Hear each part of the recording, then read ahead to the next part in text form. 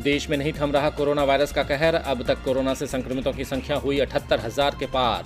देश में करीब 2600 से ज्यादा लोगों ने गंवाई जान। अब तक 24,500 लोगों को किया गया है ठीक। चीन के वुहान शहर से शुरू हुआ था कोरोना का संक्रमण। पीएम मोदी की अपील के बाद गृह मंत्री अमित शाह का बड़ा फैसला। आज से केंद्रीय सशस्त्र पुलिस बलों की कैंटीनों में सिर्फ स्वदेशी उत्पादों की ही होगी बिक्री। लॉकडाउन के चौथे चरण का ऐलान करते हुए पीएम मोदी ने की थी जनता से लोकल प्रोडक्ट्स इस्तेमाल करने की अपील। लॉकडाउन में परेशानी झेल रहे किसानों को आज मिल सकती है राहत। केंद्रीय वित्त मंत्री निर्मला सीतारमण आज किसानों के लिए कर सकती हैं खास ऐलान। कल एमएसएमई समेत कई सेक्टरों के लिए किए थे ऐलान। केंद्र ने की है 20 लाख करोड़ के आर्थिक पैकेज की घोषणा।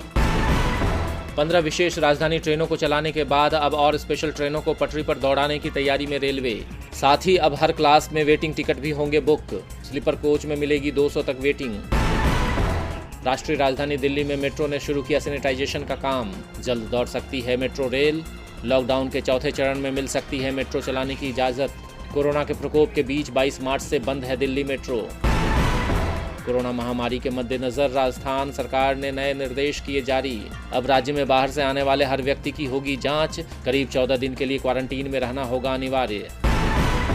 महाराष्ट्र से उत्तर प्रदेश जा रहे मजदूरों के साथ गुना में हुआ सड़क हादसा। कंटेनर में सवार होकर अपने घर जा रहे थे मजदूर। बीच रास्ते में यात्री बस से हुई भिड़ंत। करीब 16 मजदूरों की मौत, 50 हुए घायल। दिल्ली की गाजीपुर फल सब्जी मंडी 2 दिनों के लिए की गई बंद। मंडी के सचिव और उपसचिव पाए गए कोरोना पॉजिटिव। पिछले दिनों उमड़ी भीड़ की वजह से प्रशासन ने बंद की मंडी। विदेशी जमातियों के वीजा नियमों में मिली गड़बड़ियां। अभी तक 800 से ज्यादा पासपोर्ट जब्त। दिल्ली पुलिस ने विदेश मंत्रालय और दिल्ली पुलिस की स्पेशल ब्रांच से मांगी रिपोर्ट।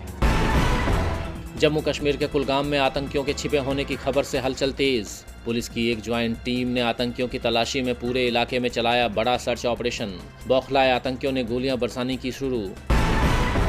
चीन के वुहान शहर से शुरू हुए कोरोना वायरस ने दुनिया भर में मचाई तबाही। अब तक 44 लाख से ज्यादा कोरोना संक्रमितों की हुई पुष्टि। 3 लाख के करीब पहुंचा मरने वालों का आंकड़ा। 16,55,000 से ज्यादा लोगों को किया गया है ठीक। अमेरिका में बढ़ रहा है कोरोना से मौत का आंकड़ा। वायरस से पिछले 24 घंटे में 1813 लोगों की गई जान। 14 लाख से ज्यादा लोग अब भी कोरोना से संक्रमित। भारत के पड़ोसी देशों में भी कोरोना का कहर। नेपाल में कोरोना वायरस के कुल 243 मामले आए सामने। एक दिन में बढ़े 109 केस। कोरोना के बढ़ते प्रकोप के बीच बांग्लादेश ने 30 मई तक बढ़ाया लॉकडाउन। कोरोना से हुए नुकसान की भरपाई में जुटा चीन। खुलने लगी फैक्ट्रियां और दफ्तर, लेकिन सख्त नियमों में बंधे कर्मचारी। पहले जैसा नहीं रहा कामकाजी जीवन। 5वीं बार इजराइल के पीएम बने बेंजामिन नेतन्याहू। 3 चुनावों के बाद भी किसी पार्टी को नहीं मिला स्पष्ट बहुमत। अब नेतन्याहू की लिकुड और गांट्स की ब्लू एंड व्हाइट पार्टी ने बनाई गठबंधन सरकार।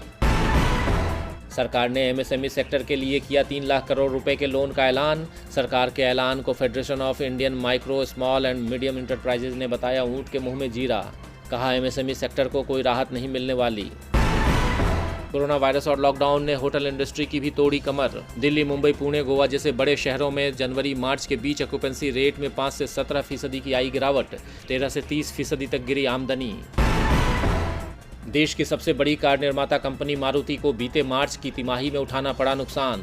2019-20 की चौथी तिमाही का एकीकृत शुद्ध लाभ 27.77% घटकर 1,322.3 करोड़ रुपए पर पहुंचा। आज आएंगे रिलायंस राइट्स इशू। 53,125 करोड़ रुपए होगी कीमत। राइट्स इशू में एक शेयर की कीमत 1257 रुपए प्रति शेयर हुई तय। कर्ज मुक्त होने को लेकर आ रहा है रिलायंस का सबसे बड़ा राइट्स इशू। और हफ्ते के चौथे कारोबारी दिन भारतीय शेयर बाजार में निराशा का माहौल। शुरुआती कारोबार में सेंसेक्स 600 से ज्यादा अंक लुढ़का। निफ्टी 182 अंक नीचे 9,201 के स्तर पर खुला।